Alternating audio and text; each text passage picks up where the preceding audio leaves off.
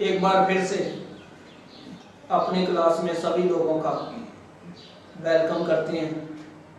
आज हमने जो टॉपिक लिया है चैप्टर नंबर 1 का, वो है हमारे पास मॉलिक्यूलर फार्मूला। मॉलिक्यूलर फार्मूला क्या है, ये क्या क्या इंफॉर्मेशन देता है, मॉलिक्यूलर फार्मूला और एम्पिरिकल फार्मूला, इनके दरमियान क्या गठजोड़ है, क्या संबंध है इनके दरमियान। मॉलिक्यूलर फार्मूला और एम्पिरिकल फार्मूला कौन से कंपाउंड्स हैं जिनका एक जैसा होता है, मॉलिक्यूलर फार्मूला कैसे कैलकुलेट करते हैं, इन सारी चीज़ों के बारे में आज हम ढेर सारी बातें करेंगे। सबसे पहले बात करते हैं मॉलिक्यूलर फार्मूला की। तो पिछली क्लास में हमने बात की थी एम्पिरिकल फार्मूले के बारे में।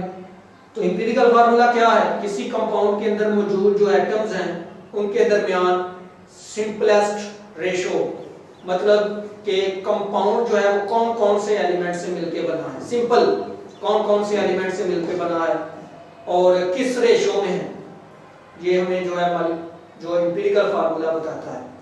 इसके उल्ट अगर बात करें हम एम्पिरिकल जो है मॉलिक्यूलर फार्मूला, तो मॉलिक्यूलर फार्मूला क्या है, मॉलिक्यूलर फार्मूला किसी कंपाउंड के अंदर मौजूद जो एटम्स हैं उनकी एक्चुअल तादाद बताता है, एक्चुअल नंबर बताता है। Molecular formula represents the actual number of the atoms present in A compound, present in A molecule of the compound. तो ऐसा फार्मूला जो किसी कंपाउंड के मॉलिक्यूल्स के एटम्स के दरमियान पूरी की पूरी एक्चुअल नंबर बता दे कि कौन से एटम्स हैं और कितनी कितनी तादाद में हैं। एक कंपाउंड बन रहा है तो उसके अंदर कौन कौन से एटम्स हैं और कितनी कितनी तादाद में हैं। तो जो तादाद बताए एटम्स की एक्चुअल तादाद, उसको हम मॉलिक्यूलर फार्मूला कहते हैं। फॉर एग्जांपल देखें, मेरे पास है C6H6, ये बेंजीन का मॉलिक्यूलर फार्मूला है।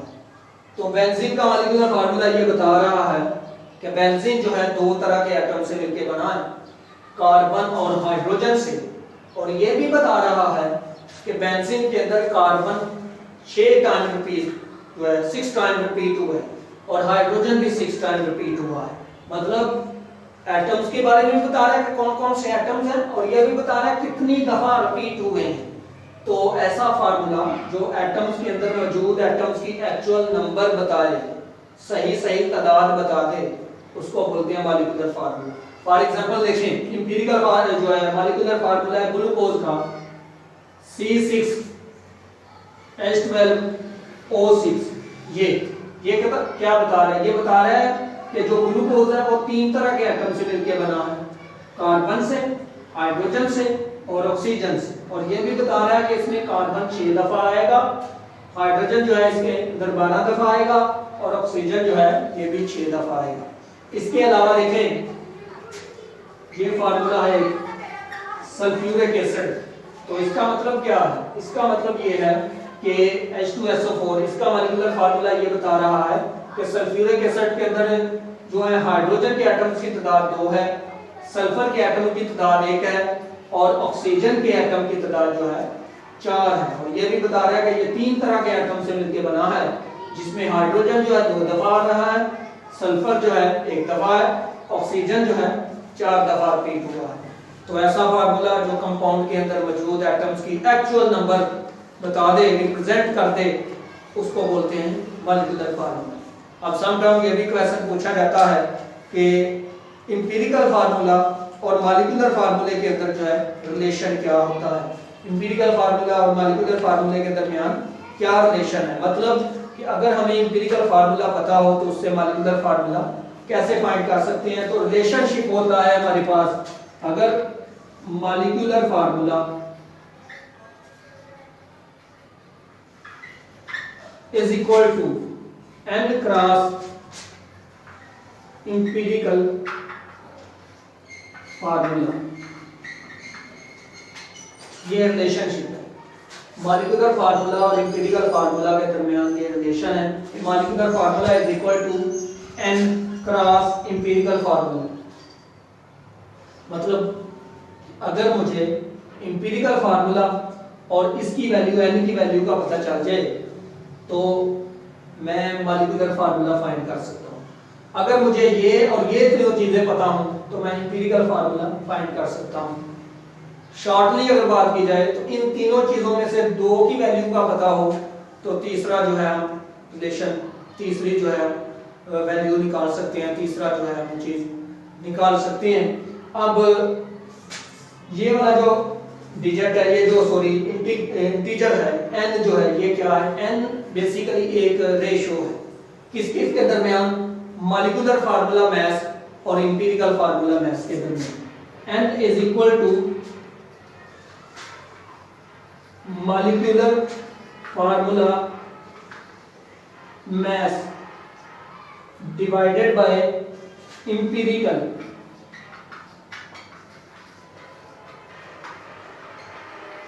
Formula mass. n is a ratio between molecular formula mass and empirical formula mass। ये एक रेशो है, इसकी कोई ना कोई वैल्यू है, तो इसकी वैल्यू जीरो नहीं हो सकती और नेगेटिव में नहीं हो सकती, इसके अलावा कुछ भी इसकी वैल्यू हो सकती है। इसकी वैल्यू जो है n जो है ये जीरो नहीं हो सकता, इसके अलावा n जो है इसकी वैल्यू नेगेटिव में नहीं हो सकती, इसके अलावा इसकी वैल्यू पॉजिटिव में होगी। ठीक है, n की जो वैल्यू है ये हमेशा पॉजिटिव में होगी, ना जीरो होगी ना नेगेटिव में होगी, सिर्फ और सिर्फ ये वैल्यू पॉजिटिव में होगी। और अगर हमें इसकी n की वैल्यू का पता चल जाए और इंपीरिकल फार्मूले का पता चल जाए तो हम जो है इजीली ये रिलेशन यूज करके मॉलिक्यूलर फार्मूला जो है फाइंड कर सकते हैं।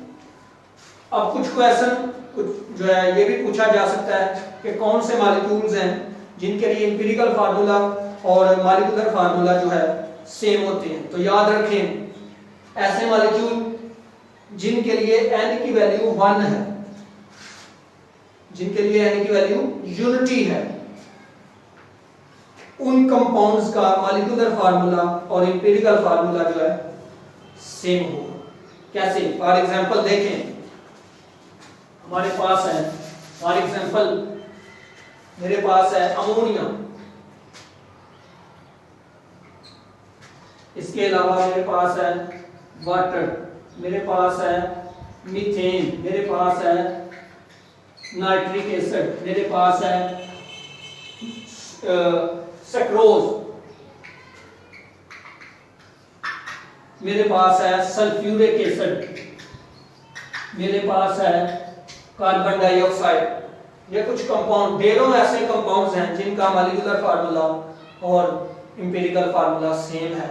तो उनमें से चंद एक एग्जांपल्स मैंने आपके सामने लिखी। अमोनिया देखें, इसके लिए n की वैल्यू 1 है, वाटर के लिए n की वैल्यू 1 है, मीथेन के लिए n की वैल्यू 1 है, इसके लिए n की वैल्यू 1 है, इसके लिए n की वैल्यू 1 है। रीजन क्यों n की वैल्यू क्यों 1 है? क्योंकि इनका इंपीरिकल फार्मूला और मॉलिक्यूलर फार्मूला सेम है। तो n की वैल्यू कैसे सेम हुई? क्योंकि इनका मॉलिक्यूलर फार्मूला और इंपीरिकल फार्मूला जो है सेम है, तो मॉलिक्यूलर फार्मूला मास भी और इंपीरिकल फार्मूला मास भी सेम होगा।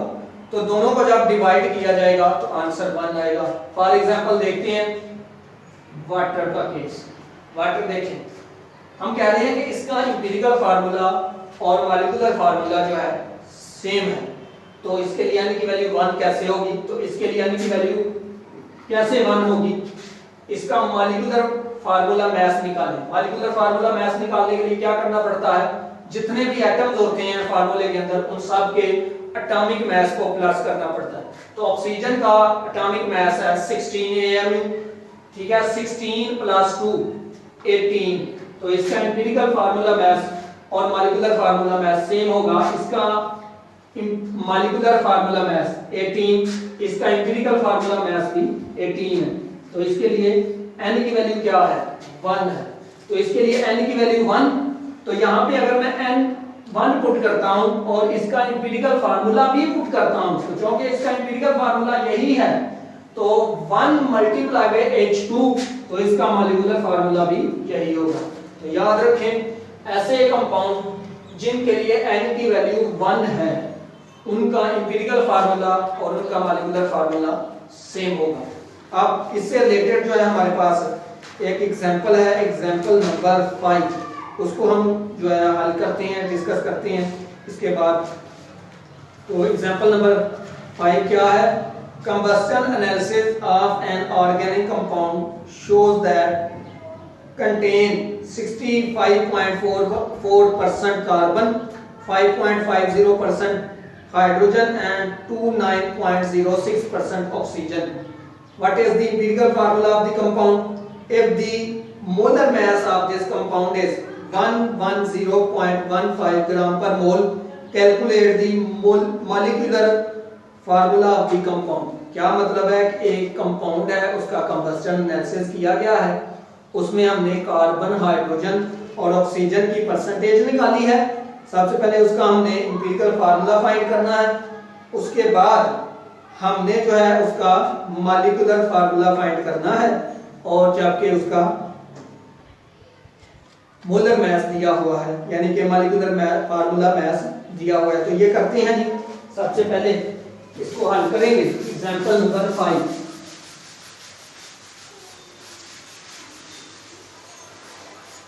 तो हमारे पास है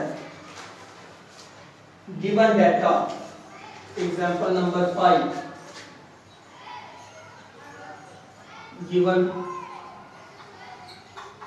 डाटा हमारे पास है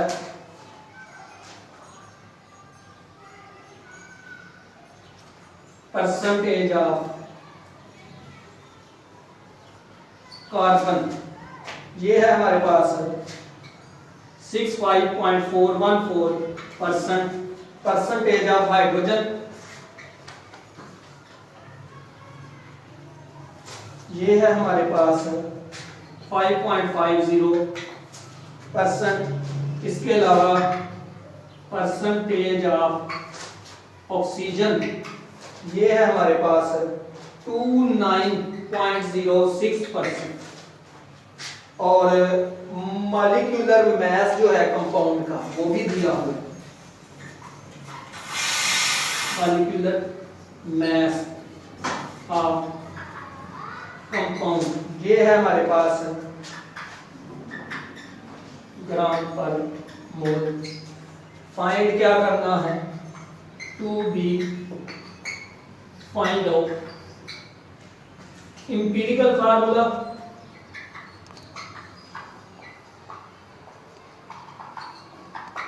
ये फाइंड करना है, और मॉलिक्यूलर फार्मूला ये फाइंड करना है।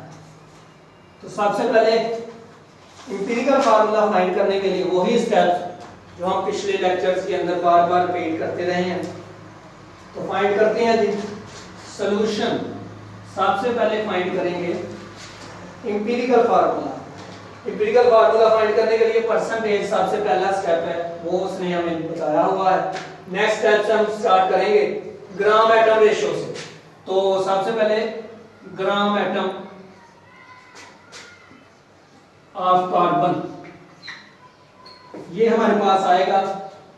ये कार्बन की परसेंटेज है, इसको इसी के एटॉमिक मास के साथ डिवाइड किया जाए। 65.44 डिवाइडेड बाय 12, ये आंसर आएगा हमारे पास 5.45 ग्राम एटम। इसके अलावा gram atom of hydrogen, hydrogen की जो परसेंटेज है उसको उसी के एटॉमिक मास के साथ डिवाइड किया जाएगा। ये है हमारे पास 5.50 डिवाइडेड बाय 1.008, ये हमारे पास आ जाएगा आंसर 5.45 ग्राम एटम। इसके बाद है हमारे पास ग्राम एटम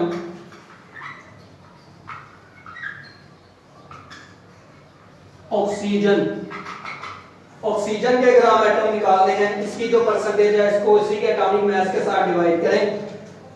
29.06 डिवाइडेड बाय 16, ये आंसर आएगा हमारे पास 1.82 ग्राम एटम। ये था सेकंड स्टेप। थर्ड स्टेप क्या है? Atomic ratio. इन तीनों में जो सबसे लीस्ट वैल्यू है उसके साथ सबको डिवाइड करेंगे। तो एटॉमिक रेशो फाइंड करेंगे। क्या करने के लिए? एम्पिरिकल फार्मूला फाइंड करने के लिए। Atomic ratio carbon, hydrogen, oxygen. Carbon की जो ग्राम एटम रेशो है वो है 5.45, रेशो 5.45, रेशो 1.82। ये सबसे लीस्ट वैल्यू है। इसको सबके साथ, इसके साथ इन सबको डिवाइड करेंगे तो ये आ जाएगा हमारे पास 1.82 डिवाइडेड बाय 1.82 डिवाइडेड बाय 1.82। तो हमारे पास जो आंसर आएगा वो आएगा 3:1। तो लास्ट स्टेप होता है to get whole number ratio. Points के बगैर हमारे पास वैल्यूज आई हैं तो हमारे पास जो एम्पिरिकल फार्मूला होगा वो होगा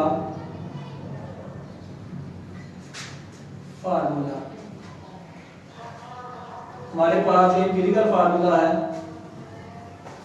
वो है C3H3O। ये एक आंसर है पहले क्वेश्चन का। एम्पिरिकल फार्मूला हमने फाइंड कर लिया। अब हम फाइंड करेंगे इसका मॉलिक्यूलर फार्मूला। तो मॉलिक्यूलर फार्मूला फाइंड करने के लिए हमारे पास जो अभी हमने पीछे थ्योरी के अंदर बात की थी कि मॉलिक्यूलर फार्मूला और एम्पिरिकल फार्मूले के अंदर क्या रिलेशन है। तो molecular formula is equal to n cross empirical formula. अगर हमें n की वैल्यू पता चल जाए तो हम जो है एम्पिरिकल फार्मूला यूज करके साथ n के साथ मल्टीप्लाई करके हम जो है मॉलिक्यूलर फार्मूला फाइंड कर सकते हैं। तो सबसे पहले हमें n की बात जो है ना समझ होनी चाहिए। उसके बाद हम फार्मूले में वैल्यू पुट करेंगे। फार्मूले में वैल्यू पुट करके हम जो है मॉलिक्यूलर फार्मूला फाइंड कर सकते हैं। तो फार्मूला क्या था हमारे पास? हमारे पास फार्मूला था molecular formula is equal to n cross empirical formula. ये था हमारे पास रिलेशन। अब हमें सिर्फ और सिर्फ इसकी वैल्यू पता होनी चाहिए। तो n की वैल्यू कैसे फाइंड करेंगे? अभी हमने एक फार्मूला लिखा भी था कि n is equal to empirical formula mass molecular formula mass divided by empirical formula mass. तो हम जो है n की वैल्यू कैसे फाइंड करेंगे? n की वैल्यू फाइंड करने के लिए ये है हमारे पास molecular formula mass divided by empirical formula mass. तो हमें मॉलिक्यूलर फार्मूला मास उसने दिया हुआ है 110.15। अब हमें मॉलिक्यूलर फार्मूला मास तो दिया हुआ है, एम्पिरिकल फार्मूला मास कैसे निकालेंगे? एम्पिरिकल फार्मूला मास इससे निकलेगा। कैसे निकलेगा?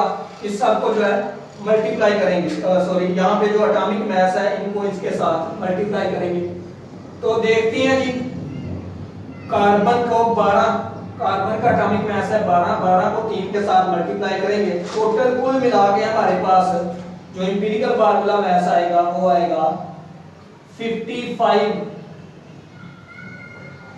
तो molecular formula mass divided by empirical formula मास, हमारे पास जो आंसर आएगा वो आएगा 2। n की वैल्यू जो है 2 है। n की वैल्यू और एम्पिरिकल फार्मूला हम इस रिलेशन के अंदर पुट करेंगे और हमें जो है मॉलिक्यूलर फार्मूला मिल जाएगा। तो answer 2 into empirical formula C3H3O। तो ये हमारे पास जो मॉलिक्यूलर फार्मूला बनेगा वो बनेगा C6H6O2। This is the final result. तो इस तरह से हम जो है एम्पिरिकल फार्मूला जो है फाइंड कर सकते हैं। तो ये है भाई हमारे पास, इस तरह से हम जो है किसी भी तरह का कोई भी क्वेश्चन हो तो हम ये मेथड यूज करके एम्पिरिकल फार्मूला, मॉलिक्यूलर फार्मूला जो है फाइंड कर सकते हैं। तो तब जो है आप बुक को देखें, बुक के अंदर बहुत सी एग्जांपल्स हैं, उनको करने की कोशिश करें। आज के लिए इतना ही। फिर मिलेंगे नए टॉपिक के साथ, तब तक के लिए अल्लाह हाफिज़।